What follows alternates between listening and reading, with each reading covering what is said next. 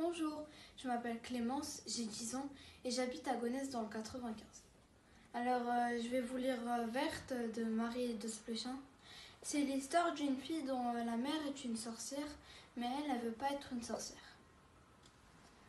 Verte. Chapitre 1. Ce qu'en disait Ursule, la voix d'une mère. Sur Terre, tout le monde a le droit de se plaindre.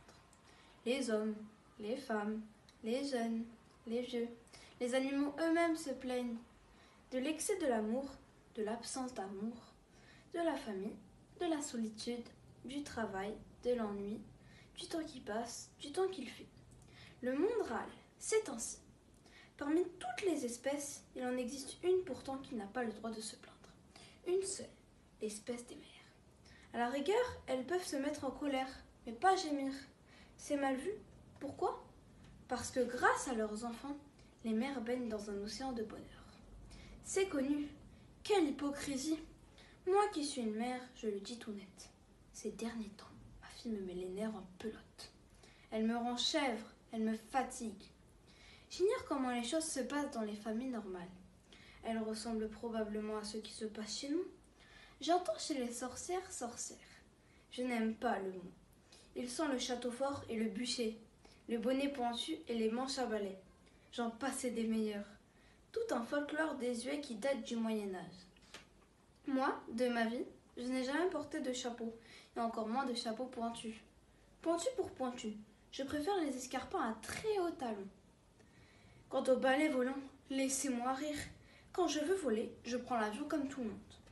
D'ailleurs, toute sorcière que je sois, personne ne pourrait me reconnaître à la porte de l'école dans les petits tas de mères qui poirotent en attendant la sortie des classes.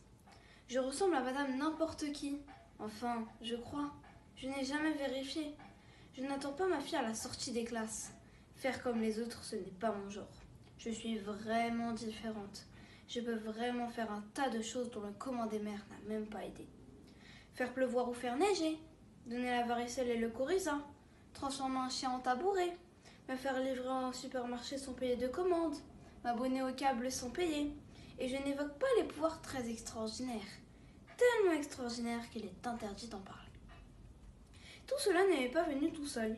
Pour devenir une sorcière, il ne suffit pas d'avoir un don. Il faut se donner du mal. Là comme ailleurs, le vrai secret, c'est le travail. Les jeunes sorcières doivent apprendre, lire et relire sans fin les manuels et s'exercer sous la direction d'une ancienne. Moi, par exemple, j'ai tout appris de ma mère. Elle m'a entraînée, elle a corrigé mes erreurs, elle a mesuré mes progrès. C'est grâce à elle que je suis devenue ce que je suis, une sacrée bonne professionnelle.